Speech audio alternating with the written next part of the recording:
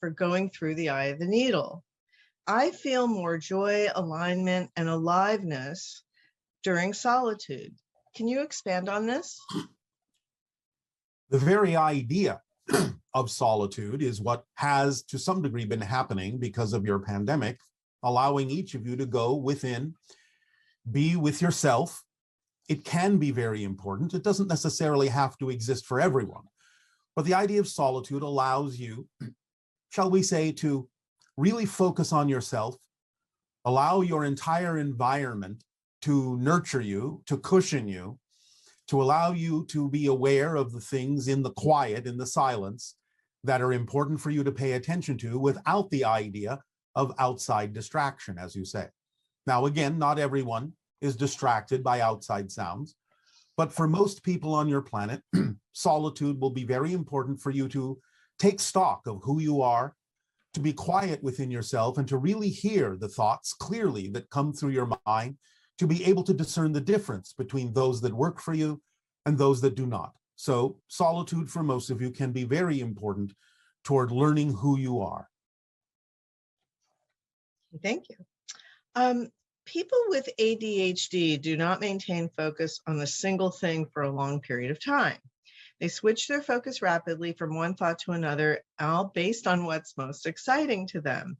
Does this mean that people with ADHD are better equipped to perceive the shifting of parallel realities, follow their excitement, and choose their preferred reality? Not necessarily. Again, you have to take this on a case-by-case basis, because some of what you are referring to as ADHD can also be happening for negative reasons. It can be an avoidance issue. Switching from one thing to another rapidly doesn't necessarily represent the idea of following the waxing and waning of your excitement in a natural way. So the idea is you will have to look at the reasons why someone might switch, even with the experience you call ADHD, and avoid the idea of doing so because you're not willing to look at something that might be important to look at, to stay with something that might be important to stay with. So again, on a case-by-case basis, you will have to determine what is actually happening and whether for some people it is positive or for others it is negative. It can, in a positive way, represent the ability to go with the flow of your excitement, of your passion. It can, based on a positive utilization of the idea of switching around very rapidly, connect you to different parallel reality probabilities and options. But again, one must always be honest within themselves as to whether this is a flowing experience, following your passion path, or whether it is an avoidance experience, not wishing to look at things that you believe you might find painful. Can different personality aspects within an individual's mind hold concurrent beliefs that disagree with each other, essentially? Yes, of course. You find this most often in what you typically have referred to as dissociative identity disorder, or what you used to call multiple personality disorder. Because you know from the research that's been done there that one personality can switch to something completely different as a personality and have a completely different experience, completely different perspective, completely different opinions from the other personalities that may have been present a moment ago. So yes, it is absolutely possible. How can I burn the fear-based beliefs that I'm not aware of?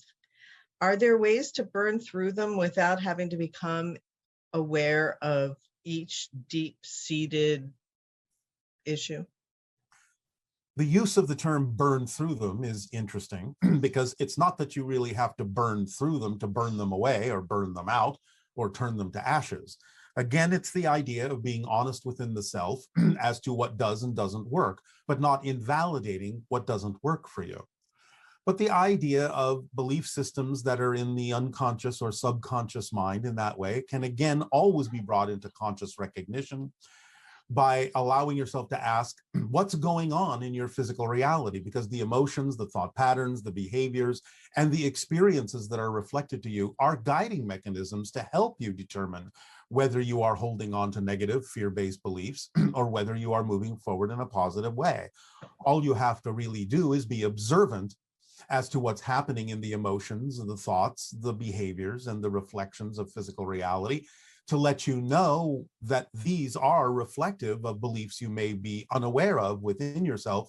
And again, always being able to ask the question, what would I have to believe in order to feel, think, behave the way I do, will always help you get in touch with them. Do you always have to be aware of what the belief is? No, there may be some exceptions. There may be techniques, tools, and certain kinds of permission slips. If you are really willing to know that you are powerful enough to switch, to become a truly different person in the moment, to know that your past is different, to let go of those things automatically and quickly that don't serve you. If you have that ability, then fine. You may not need to know exactly or precisely what the belief system is, but how many of you can actually say that you can do that without having some idea of what kind of belief you're holding on to? So again, it takes a great deal of clarity, transparency, and honesty to know whether you can truly just let go of all the negative and fear-based beliefs, whether you know precisely what they are or not, or whether you actually do need to go through a process of understanding what it is so that your physical mind can also have the same kind of clarity as your higher mind. So you have to each determine for yourselves how honest you are about whether you believe, truly know for a fact that you can do that without knowing what the belief actually is. Could you define gratitude and humility? Gratitude is the total acceptance of what is, and the allowance, total allowance of it being exactly what it needs to be to teach you what you need to know, to grow, to learn, to expand your consciousness. Humility is knowing that, again, the ego is only for the purpose of allowing you to focus in your process and experience of physical reality, and that there is not necessarily information that is accessible to you in what the ego thinks it should be, but to know and to trust and to allow your life to unfold in the way that it unfolds through synchronicity, knowing that everything is working perfectly. And if you are willing to remain in the positive state, then you can express the humility of knowing that everything you need is presented to you. Nothing is left out, but that you also don't know everything as to exactly when or how things should come to you.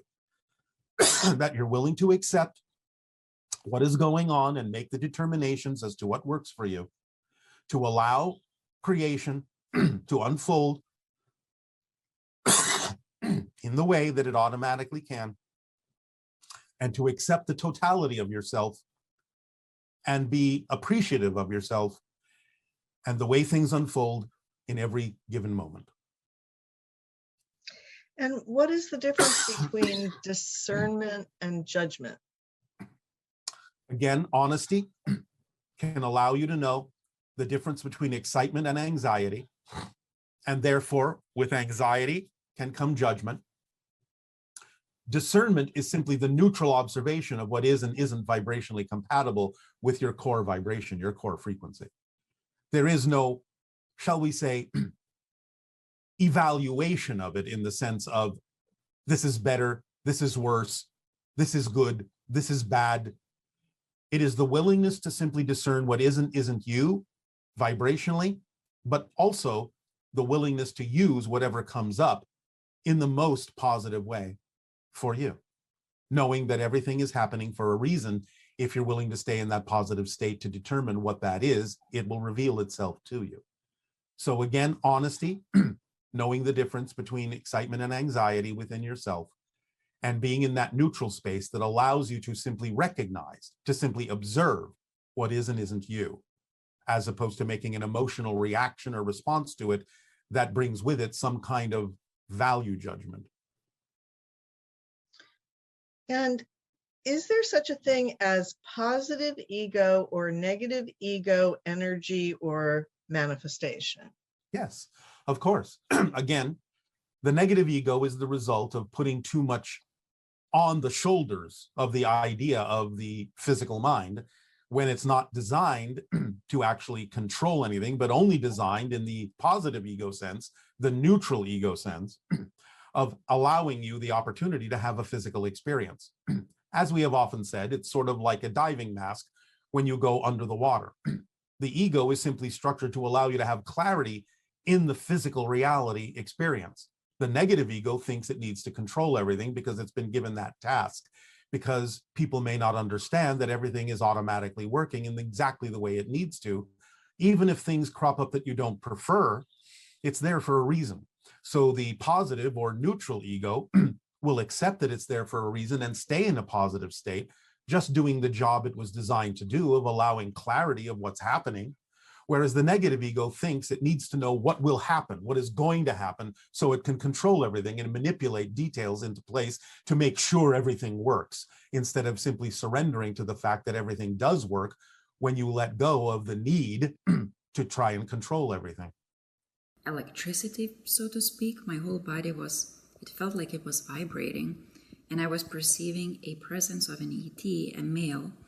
And I just remember being afraid to look up into his face because I was kind of afraid of being afraid, which I guess is another belief I can take a look at. And I just wanted to know what truly happened in that moment, and if that sensation of electricity or vibration was my own resistance. Any insights would be appreciated. Thank you and good day.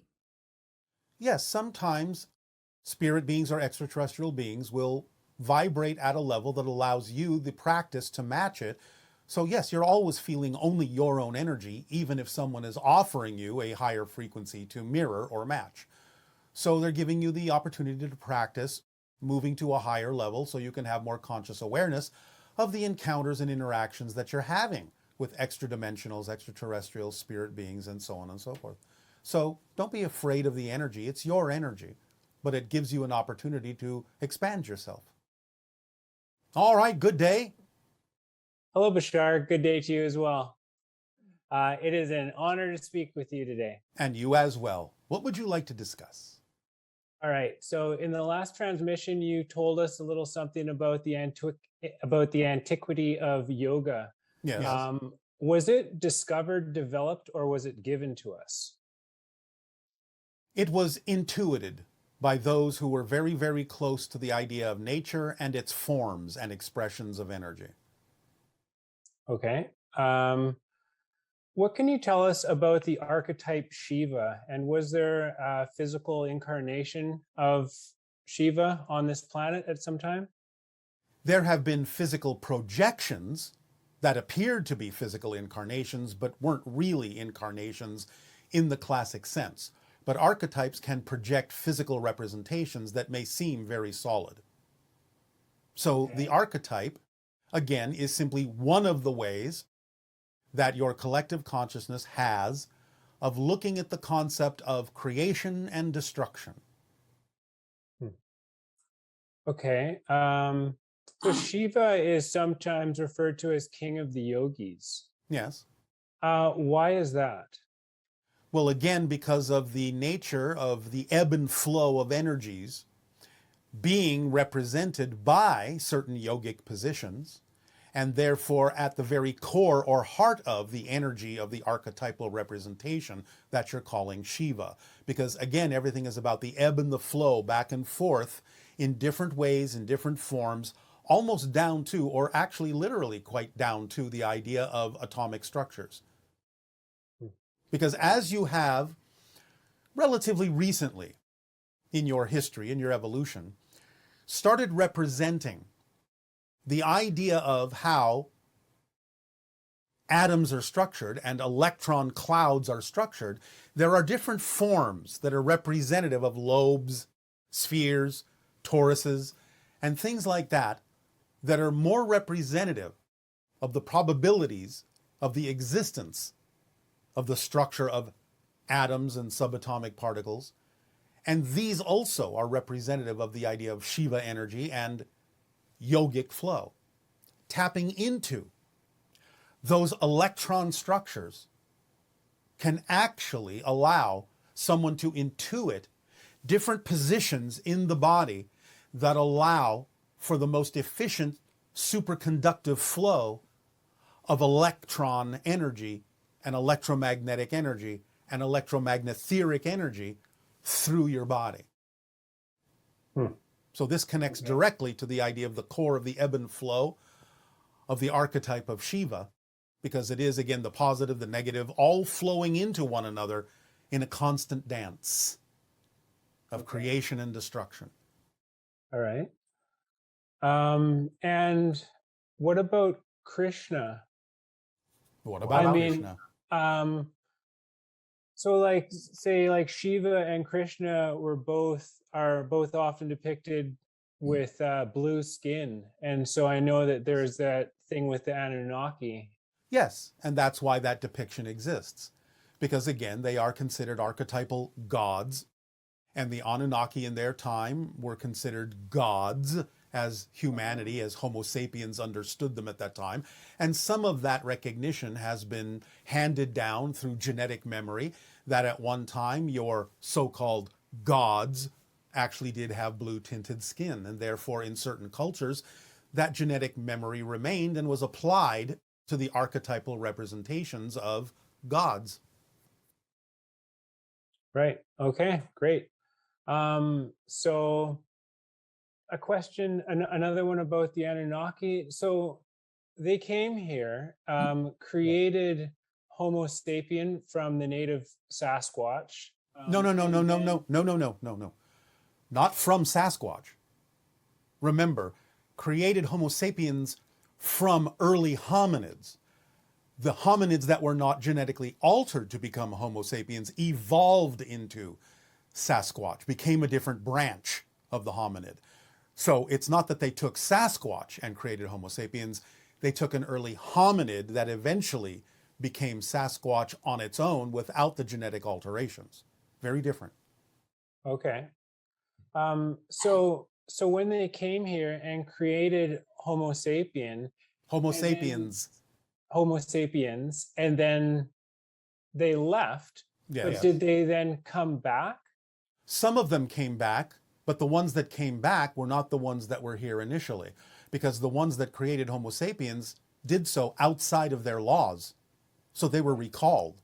So the ones that came back, along with others, were ones who now knew they had some responsibility for the creation of Homo sapiens because their brethren had created them outside the law, and therefore knew that they had to provide some guidance to set Homo sapiens on a path that would allow them to evolve.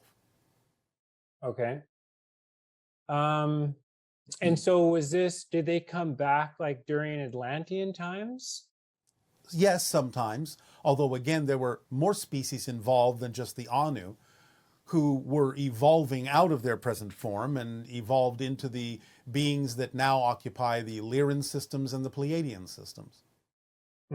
Okay.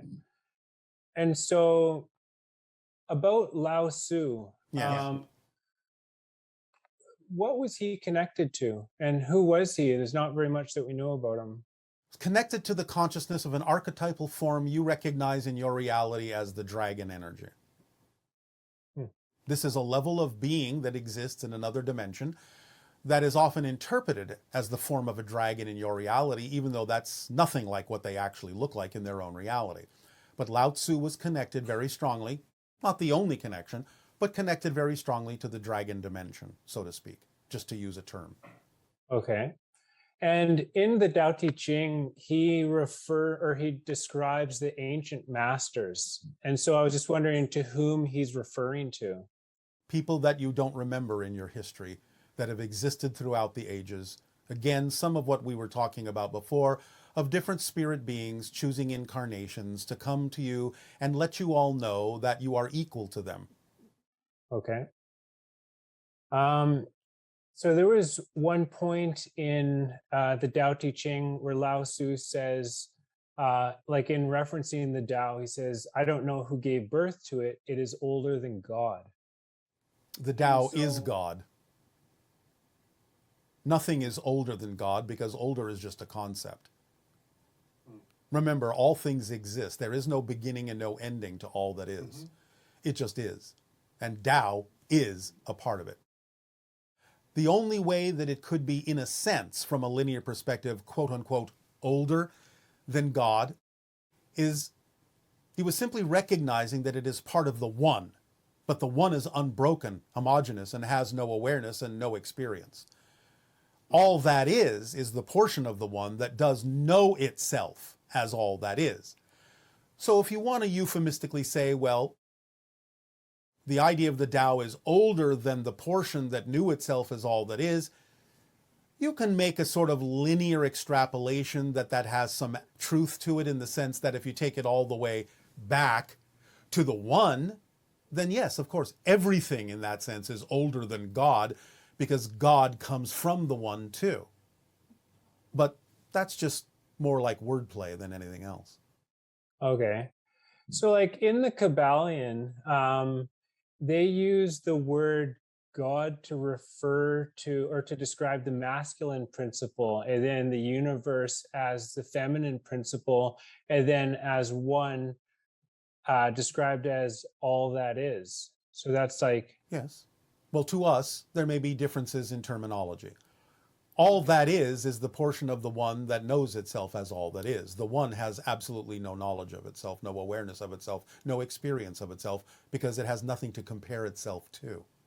All that is knows itself, has a self-awareness, because it is also aware that there are other aspects of itself that make it seem as if there is something other than itself, which is the only way you can know yourself, is if there is seemingly something other than yourself to compare yourself to.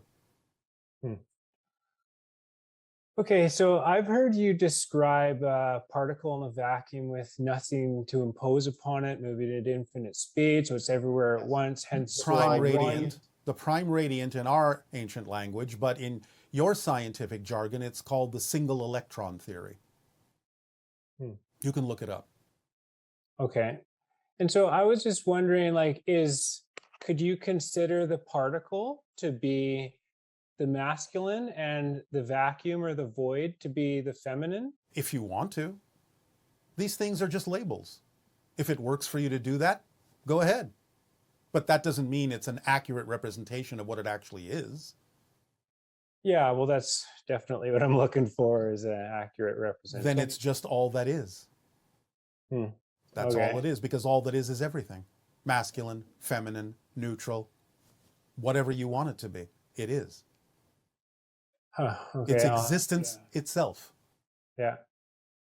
All right, I will have a think on that. No, all right. By all means, have fun doing that. So when Lao Tzu speaks about Wei Wu Wei, doing, not doing, where the poem writes itself when we give ourselves over to the moment, Yes. is this essentially like what you've described as the channeling state? Yes. Because when you are following your passion, when you're in that vibration, when you're in the channeling state, whatever you wish to call it, you do a lot, but it seems like you're not really doing very much, because you're in sync, you're in harmony, you're in resonance with your true self, and actions are effortless, actions are joyful, and it doesn't seem like you're expending any effort. So it doesn't really seem like you're doing anything, because there's no resistance. Okay, well, thank you very much. I really appreciate it. It is our passion and our pleasure. Aveo. Aveo.